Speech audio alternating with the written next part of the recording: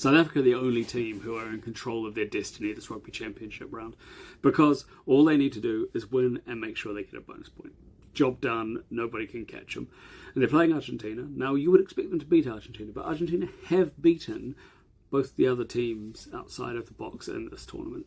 Now, New Zealand have got to go to Perth and they've got to beat Australia. That's not necessarily that easy, and we've seen a couple of players come back, and Skelton and the likes, and that will make a difference. I still do think that New Zealand will beat Australia, but that might be the Kiwi in me speaking. I think it's going to be a great match.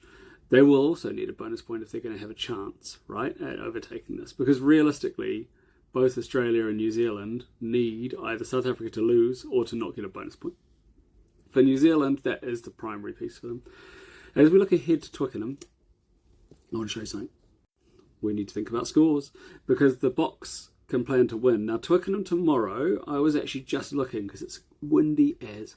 I live about 10 minutes from the ground, and I think tomorrow it's supposed to be between 30 and 70 kilometres an hour at about 2 o'clock.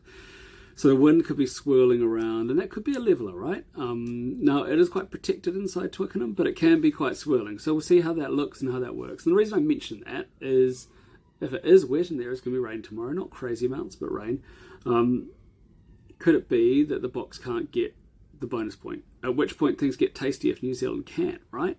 And then you've got the points differentials. Could Argentina just step it right up? We know they've done it before, right? And the Springboks have had 2 really good games in a row. But let's not forget how this tournament started. It's not a foregone conclusion.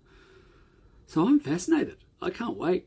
I guess my question is, who do you think is going to win?